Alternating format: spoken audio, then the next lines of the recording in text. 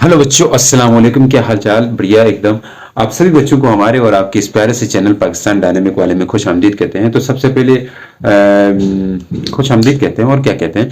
तो अभी हम बात करने वाले हैं आज कम्बिनेशन ऑफ कैपेसिटर। इससे पहले भैया हमने वीडियोस बना चुके हैं अपने कैपेसिटर के ऊपर भी, कैपेसिटर्स के ऊपर भी। आज हम बात करने वाले हैं कम्बिनेशन ऑफ कैपेसिटर के ऊपर बात करेंगे। तो हमारे साथ बने रहेगा। तो चले बिना टाइम जाए किए अपने लेक्चर्स की तरफ बढ़ते हैं। तो काफी मतलब लेक्चर्स को डेप्थ में लेके जाएंगे, इस चीज को एक एक फील के साथ लेके जाएंगे। यार ऐसा होता है तो क्यों होता है, ऐसे सारी चीजें समझने वाले हैं। तो हमारे साथ बने रहिएगा भैया। कितनी बार कहोगे, अभी लेक्चर भी शुरू करें। चलो शुरू करते हैं। अब बोलेंगे जी क्या है कम्बिनेशन ऑफ रेजिस्टर। हाँ, कम्बिनेशन ऑफ रेजिस्टर, एकदम सही बोला आपने। कम्बिनेशन ऑफ रेजिस्टर, रेजिस्टर नहीं यार, कैपेसिटर बोलो, मिक्स होता है ना। अब रेजिस्टर अगले चैप्टर में सीखेंगे। तो कैपेसिटर, कैपेसिटर्स, कैपेसिटर्स। सबसे पहले सीरीज कॉम्बिनेशन के ऊपर बात करते हैं। यार पता नहीं बाल कैसे मुंह में चले जाते हैं। ठीक है, मेरे मुंह में बाल चला गया था। सीरीज कॉम्बिनेशन, सारी बातें शेयर करने की नहीं होती। आप क्यों शेयर करते हो ऐसी बातें मुझे बताओ। देखें, सीरीज कॉम्बिनेशन, सीरीज कॉम्बिनेशन उसे कहेंगे जब हमारे पास रजिस्टर सीरीज में लगे हुए, एक ही सीट में लगे हुए हों। यार ये क्या हुआ, सीधे अंग्रेजी में बताए ना। ठीक है, बता देते हैं जी। पहले देखें, इसको बनाते हैं। तो ये कुछ रजिस्टर तीन ही देखते हैं, तीन ही लिखते हैं। ठीक है, आमतौर पर ये किताबों में बना रहता है, तो हम भी तीन बनाते हैं यार। चार से भी शुरू कर सकते हो, पांच भी लगा सकते हो, आपकी मर्जी। ज्यादा फेमस तीन ही है। ठीक है, इसलिए देखो, जब इस कैपेसिटर के अंदर पहले प्लेट कैपेसिटर हम बना रहे हैं, बिल्कुल बना रहे हैं। पहले प्लेट कैपेसिटर में आप ध्यान रखें कि यहाँ पे एक राइट मतलब लेफ्ट साइड प्लेट होती है, एक राइट साइड प्लेट होती है। ये इसकी लेफ्ट साइड प्लेट है, ये राइट साइड प्लेट है। फिर ये इसकी लेफ्ट साइड और ये इसकी राइट साइड, ये इसकी लेफ्ट साइड, ये इसकी राइट साइड। जब आपके पास right side of each capacitor will connect it to the left side of another capacitor, then this type of combination is called what? Series combination. When such type of combination लिख दो in which right side of each capacitor, right side of each capacitor is connected to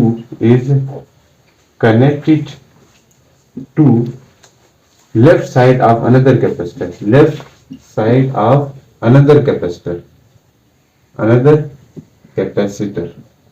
then this such type of combination is called series combination.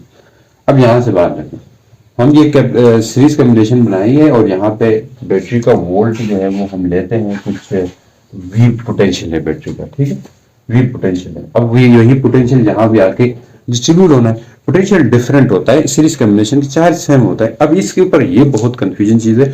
जब मैं खुद पढ़ रहा था तब भी समझ नहीं आ रहा यार, पोटेंशियल चार्ज कैसे सेम होता है और पोटेंशियल कैसे डिफरेंट होता है। ये चीज मुझे समझ नहीं आ रही थी, लेकिन आज आपको समझ आने वाली है। देखिए, हम क्या करेंगे, इसका एक इक्विवेलेंट सर्किट बनाएंगे। इस वाले सर्किट का इक्विवेलेंट सर्किट में हम एक कैपेसिटर बनाएंगे और एक कैपेसिटर उस बैटरी का सेम वही बैटरी होगी जो जहां पे इनके साथ जुड़ी हुई है, वही बैटरी हम यहां पे लगा रहे हैं इसके साथ। अब दोनों का पोटेंशियल सेम है।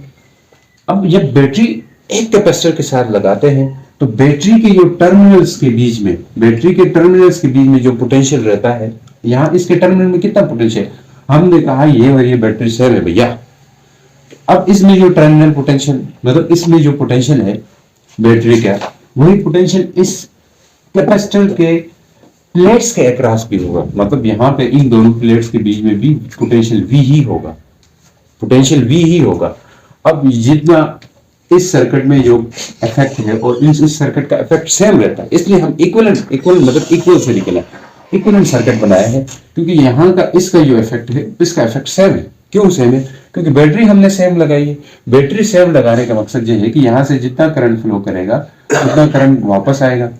मतलब इस सर्किट में जितना करंट फ्लो कर रहा है और इस सर्किट में उतना ही करंट फ्लो करेगा। अब दोनों सर्किट में करंट बराबर फ्लो कर रहा है तो एक जैसी चीजें देखने को मिलेगी, तो इसलिए हम कह सकते हैं इनका मतलब इफेक्ट सेम है। अब अगर हम देखते हैं कि मेन चीज हम समझने वाले हैं कि यहाँ पे जो चार्ज है वो कैसे सेम रहता है, चार्ज कैसे सेम रहता है। अब अगर कन्वेंशनल करंट ले तो कन्वेंशनल करंट जो है बैटरी के पॉजिटिव टर्मिनल से निकलता है, ये बात याद रखें। जो कन्वेंशनल करंट को माना जाता है जिस डायरेक्शन में फ्लो करने का, वो पॉजिटिव टर्मिनल से करंट जाता है, यहां से आई करंट जाएगा ना, फ्लो करेगा आई। लेकिन चार्ज जो है, इलेक्ट्रॉन्स जो है, वो उसके अपोजिट डायरेक्शन में फ्लो करते हैं। मजे की बात, कन्वेंशनल करंट के अपोजिट डायरेक्शन में इलेक्ट्रॉन फ्लो करते हैं। ये चीज आपको याद रखनी पड़ेगी। अगर करंट इस डायरेक्शन में जा रहा है तो चार्ज जो है, इलेक्ट्रॉन जो है, वो इस डायरेक्शन में फ्लो करते हुए आएंगे। अब ये इलेक्ट्रॉन कहां से आएंगे? इस प्लेट से आएंगे। इस प्लेट से अगर, बात याद रखें, इस प्लेट से अगर माइनस चार्ज जा रहा है, माइनस क्यू चार्ज जा रहा है, माइनस क्यू चार्ज जा रहा है, यानी इलेक्ट्रॉन जा रहा है, तो यहां पीछे कौन सा चार्ज बचेगा? किसी कंडक्टर में से हम नेगेटिव चार्ज निकालते हैं तो पीछे पॉजिटिव चार्ज बचता है, ये तो आपको पता है। तो यहां से फिर पॉजिटिव चार्ज बचेगा पीछे पीछे, यानी कि प्लस Q1 चार्ज बचेगा, प्लस Q1 चार्ज बचेगा। अब वही चार्ज, नेगेटिव चार्ज जहां से आएगा बैटरी में से क्रॉस कर जाएगा। ऐसा नहीं है कि जहां से गया तो आ गया, मतलब साइमल्टेनियसली होगी, ये साथ साथ होगा। ये चीज यहां से जाएगा नेगेटिव चार्ज, यहां पे आके, इस प्लेट पे आके वो नेगेटिव चार्ज जो है वो इंड्यूस्ड हो जाएगा, यहाँ पे minus Q charge, minus Q यहाँ पे आ जाएगा चार्ज। तो अगर यहाँ पे प्लस Q1 चार्ज था तो यहाँ से Q charge, minus Q charge निकल गया था, यहाँ पे आके स्टोर हो जाएगा। तो यहाँ पे नेगेटिव चार्ज आ जाएगा इस प्लेट में। अब इस प्लेट में पॉजिटिव चार्ज आ गया, आप जानते हो, यहाँ पे पॉजिटिव चार्ज आ गया, तो इंडक्शन के जरिए चार्ज इंड्यूस हो जाता है ना, इंडक्शन के जरिए यहाँ पे अगर पॉजिटिव चार्ज है तो यहाँ पे फिर नेगेटिव चार्ज आना है। अकॉर्डिंग टू इलेक्ट्रोस्टैटिक इंडक्शन हमने पढ़ा हुआ है, जितना चार्ज इस प्लेट में है उतना चार्ज यहाँ पे अपोजिट प्लेट में भी आएगा। पर यहाँ पे आएगा कहां से चार्ज? इस तरह सब कैपेसिटर में चार्ज सेम स्टोर होगा in case of series combination. कैसे होता है? यहाँ पे पॉजिटिव चार्ज स्टोर हो गए, इलेक्ट्रोस्टैटिक इंडक्शन के जरिए यहाँ पे नेगेटिव चार्ज स्टोर हो जाना चाहिए। पर ये नेगेटिव चार्ज आएगा कहां से? इस वाले प्लेट से आएगा, जो कि ये वाली प्लेट इसके साथ कनेक्ट है, तो यहां से आ जाएगा चार्ज। यानी कि यहां से नेगेटिव चार्ज इधर मूव किया, तो यहाँ पे फिर रहेगा प्लस क्यू, फिर पीछे प्लस चार्ज आएगा, प्लस क्यू मतलब प्लस चार्ज आएगा, यानी कि प्लस प्लस प्लस, मतलब क्यू वन करने की जरूरत नहीं है, चार्ज सब में सेम रहेगा ना। यहाँ पे प्लस क्यू है, फिर यहाँ माइनस क्यू आ गया, माइनस क्यू इस प्लेट से आया। अब यहाँ पे पॉजिटिव प्लेट है, पॉजिटिव प्लेट है, तो यहाँ भी इंडक्शन के जरिए, इलेक्ट्रोस्टैटिक इंडक्शन के जरिए यहाँ पे फिर नेगेटिव चार्ज आना है इस प्लेट में, यानी कि माइनस क्यू चार्ज आ जाएगा। माइनस क्यू चार्ज आ गया, तो अब ये माइनस क्यू चार्ज कहां से आएगा? इससे आ जाएगा। तो इससे तो गया था, यहाँ पे नेगेटिव कैसे आ गया ये आप जान सकते हैं, क्योंकि यहां से गया इसलिए यहाँ पे नेगेटिव आया था। तो अब यहाँ नेगेटिव आया तो ये नेगेटिव इधर से आएगा, जिस तरह यहाँ आया था, तो यहाँ पे पॉजिटिव चार्ज आ जाएगा।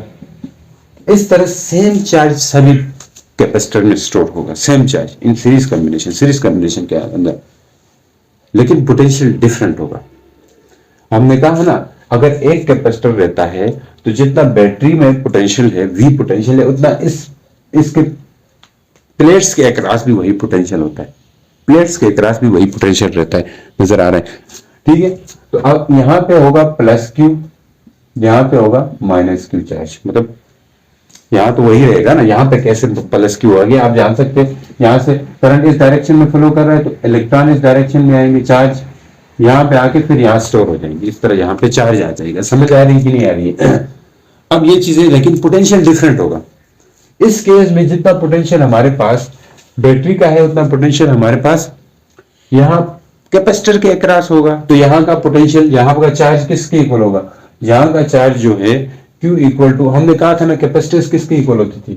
कैपेसिटेंस इक्वल होती है चार्ज डिवाइड बाय पोटेंशियल, यही तो होता है। कैपेसिटेंस इक्वल होता था चार्ज डिवाइड बाय पोटेंशियल। अब इसको हमने, इधर जो चार्ज कैपेसिटेंस होगी और इधर का जो कैपेसिटेंस है, इस कैपेसिटर की जो कैपेसिटेंस है वो इन सब कैपेसिटर की इक्विवेलेंट कैपेसिटेंस होती है, तो इसको हम CE कहते हैं। तो यहाँ पे CE किसके इक्वल होगा? Q डिवाइड बाई V के इक्वल हो जाए, Q डिवाइड बाई V के इक्वल होगा।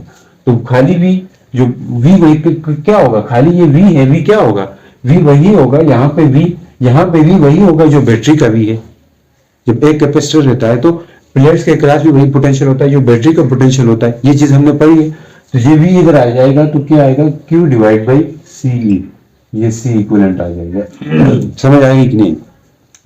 ये आ गया इक्विवेलेंट कैपेसिटेंस के लिए। बैटरी एक माँ की तरह होती है, समझ आएगी नहीं। बैटरी हमेशा जितने भी कैपेसिटर हम उसके साथ लगाएंगे ऊपर, वो उन सब कैपेसिटर को नहीं देखती, वो ये समझती है कि एक ही कैपेसिटर मेरे साथ जुड़ा हुआ है। माँ ये कहती है कि अगर एक बच्चे है तो बोलती है मेरा एक ही बच्चा है। तो माँ अगर बच्चे को पैसे जो है वो बच्चे को देती है, तो बच्चा वो पैसे लेके जाता है, खाता है, पीता है।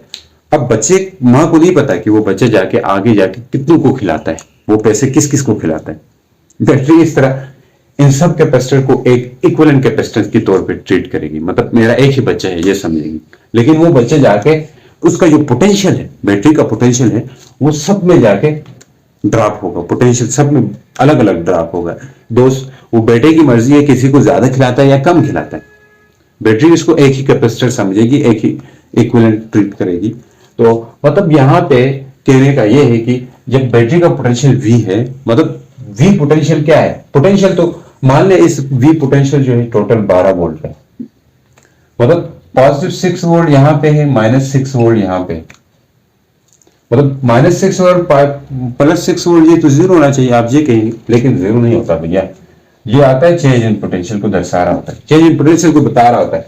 ये होगा 6 माइनस इंटू -6 होता है। माइनस देखो चेंज किसके कहते हैं, वी माइनस वी आई, तो ये फाइनल पोटेंशियल है। फाइनल पोटेंशियल माइनस इनिशियल, ये माइनस होगा। फाइनल क्या है, ये है माइनस इंटू इनिशियल पोटेंशियल, वो होगा आपके पास -v। तो ये 6 माइनस माइनस +6, ये 12 वोल्ट होगा। अब अगर यहाँ पे -6 वोल्ट है तो इस पॉइंट पे भी -6 वोल्ट होना होगा, यहाँ पे भी -6 वोल्ट होना होगा, तभी तो बराबर हो सकते हैं। -6 वोल्ट यहाँ, -6 वोल्ट वहां, तब चीज मतलब इस वायर के अक्रॉस तो कोई पोटेंशियल ड्रॉप नहीं होगा। हम वायर की रेजिस्टेंस को जीरो मानते हैं, इसलिए कोई पोटेंशियल ड्रॉप ही नहीं होगा। बात समझ आए? तो पोटेंशियल ड्रॉप यहाँ पे होगा क्योंकि यहाँ पॉजिटिव से नेगेटिव जा रहे हैं।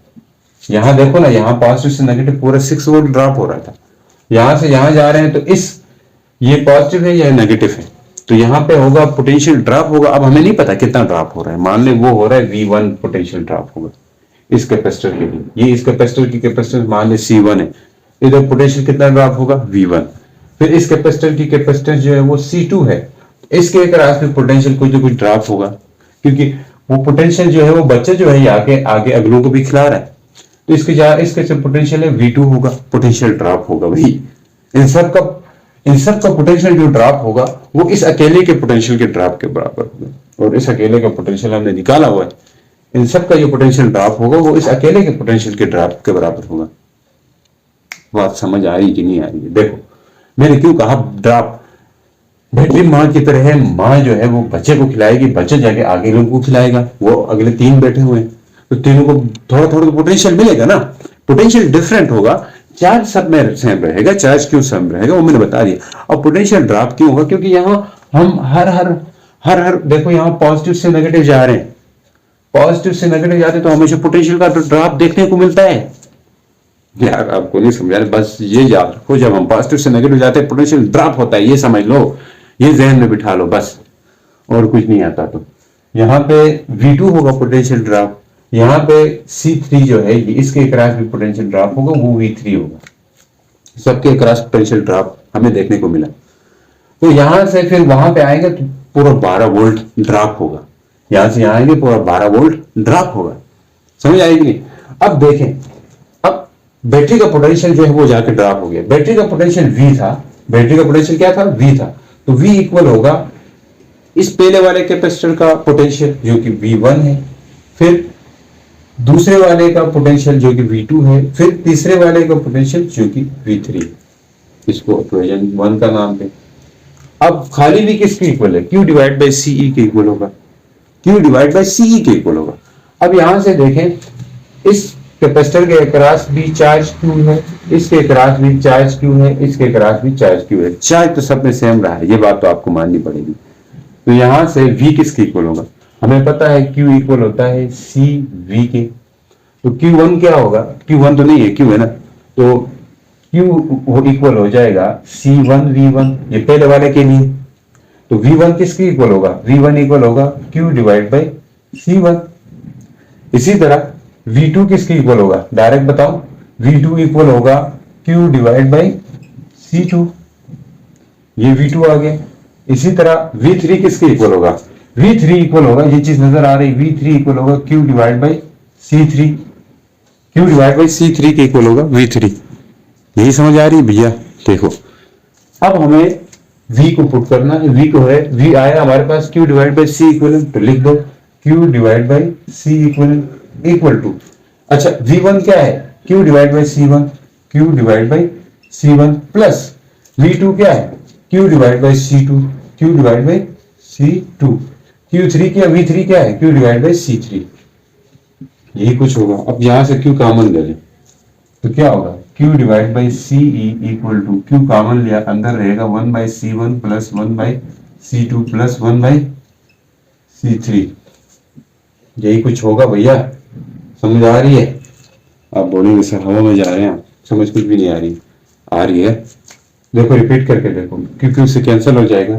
तो यहाँ पे C इक्वलेंट किसकी इक्वल आ गया? C इक्वलेंट इक्वल आएगा 1 by C1 plus 1 by C2 plus 1 by C3 के इक्वल आ जाएगा। ये इक्वलेंट कैपेसिटेंस का फार्मूला आ गया। समझ आ गई? समझ आ गई? तीन कैपेसिटर हो तो इक्विवेलेंट कैपेसिटेंस यहाँ पे क्या होता है? रेसिप्रोकल होता है। बाकी तमाम कैपेसिटर की कैपेसिटेंस का रेसिप्रोकल होता है, उल्टा होता है। तो ये हमारे पास इक्विवेलेंट कैपेसिटेंस आता है, इसका फार्मूला। तो उम्मीद करता हूँ आप लोगों को समझ आ गई होगी। तो मैं एक चीज बताऊंगा, अगर दो कैपेसिटर होते हैं तो तब हम इक्विवेलेंट कैपेसिटेंस कैसे निकालेंगे? डायरेक्ट फार्मूला उसके लिए बना सकते हैं हम, ठीक है। दो कैपेसिटर अगर रहे, दो कैपेसिटर रहे, कॉम्बिनेशन में दो कैपेसिटर रहे, तो इसके लिए इक्विवेलेंट कैपेसिटेंस का फार्मूला क्या बनाएंगे? अब ये चीज अगर समझ आ गई ना, वहां से आप एकदम कर सकते हो। दो कैपेसिटर रहे, मान ले एक कैपेसिटर, दो कैपेसिटर, ये डायरेक्ट फार्मूला अगर बोले एमसीक्यूज के लिए इंपॉर्टेंट होता है। दो कैपेसिटर है, एक C1 है, एक C2 है। इसके क्रॉस पोटेंशियल V1, इसके क्रॉस पोटेंशियल V2, ये बैटरी का पोटेंशियल V होगा, आप जानते हैं। इधर C इक्विवेलेंट किसके इक्वल होगा? C इक्विवेलेंट यहाँ पे इक्वल आ जाएगा 1 by C equivalent equal to 1 by C1 plus 1 by C2। यही करके निकालेंगे ना। ये कैसे आ गया आप समझ सकते हो। इसका इक्विवेलेंट सर्किट बनाएंगे एक इस तरह करके, इसका इक्विवेलेंट C कहेंगे, इसका V कहेंगे, इस तरह करके निकाल सकते हैं। इस तरह करके निकाल लोगे ना दो कैपेसिटर। वहां तीन के लिए क्या यार, यहाँ दो के लिए करना है ऐसा। मैं डायरेक्ट फार्मूला की तरफ जा रहा हूँ। 1 बाई C इक्विवेलेंट इक्वल हो जाएगा, नीचे इन दोनों का एलसीएम C1 C2, ऊपर आएगा C2 प्लस C1। तो 1 बाई C इक्विवेलेंट क्या आएगा? जब इसको उल्टा दे तो C इक्विवेलेंट इक्वल आ जाएगी C1 plus C1 multiply C2 divide by C1 plus C2 कर सकते। ये आ गया। जब दो कैपेसिटर हो तो डायरेक्ट फार्मूला लगाना है। दो कैपेसिटर दिए हुए हो किसी एमसीक्यूज में, आपसे बोले इक्विवेलेंट कैपेसिटेंस निकालें, तो आप कैसे करेंगे? प्रोडक्ट ऑफ वो जो दो कैपेसिटर उनका प्रोडक्ट, दो कैपेसिटर की कैपेसिटेंस के प्रोडक्ट डिवाइड बाय उन दोनों का सम करेंगे तो इक्विवेलेंट कैपेसिटेंस आ जाएगी। ये क्या है? Product of capacitance, product of capacitance उन दो कैपेसिटर्स की divide by sum of capacitance, sum of capacitance. इस तरह करके हम निकाल सकते हैं। अगर दो कैपेसिटर ऐसे हैं कि जिनका, वो भी आप निकाल सकते हैं, ठीक है। दो कैपेसिटर ऐसे जिनकी कैपेसिटेंस सेम है तो उसके लिए भी फार्मूला आप डायरेक्ट निकाल सकते हैं। उसके लिए क्या होगा बता दूं, चलो बात से बात निकलती है। उसके लिए क्या होगा देखें, अगर दो कैपेसिटर हैं सेम है, मान ले C1 जो है, C1 भी C है, C2 भी C है, मतलब C1 जो है वो भी 2 माइक्रोफैराड का है, C2 भी इसका इतना ही कैपेसिटेंस का है। तो इनका क्या होगा? 1 by C equivalent equal to 1 by C plus 1 by C होगा। मतलब C1 C2 तो नहीं करना होगा ना, C मतलब दोनों का कैपेसिटेंस बराबर है, इसलिए C इक्विवेलेंट इन दोनों का एलसीएम C आएगा। ऊपर होगा C प्लस क्या हो जाएगा? C प्लस यहाँ पे 1 प्लस 1 हो जाएगा। C प्लस C तो नहीं होगा, क्या होगा? 1 प्लस 1। तो 1 बाई C इक्विवेलेंट क्या आएगा? 2 बाई C। अगर दो कैपेसिटर सेम के हैं, मतलब जिनकी कैपेसिटेंस सेम है, तब ये फार्मूला लगाएंगे। इनका रेसिप्रोकल करें, रेसिप्रोकल करेंगे क्या आएगा? रेसिप्रोकल करेंगे C बाई 2। मतलब न्यूमेरिकल में आपको बोलूं, C1 जो है वो आपके पास 2 माइक्रोफैराड का है, C2 है वो भी 2 माइक्रोफैराड का है। तो आपको बोले इनकी इक्विवेलेंट कैपेसिटेंस निकालो, तो हम डायरेक्ट फार्मूला लगाएंगे, इसका आधा करेंगे। सी का आधा करेंगे। सी क्या है? 2 माइक्रोफेराड। हमें पता है C1 बराबर है C2 के, और दोनों C है, वो क्या है? 2 माइक्रोफेराड।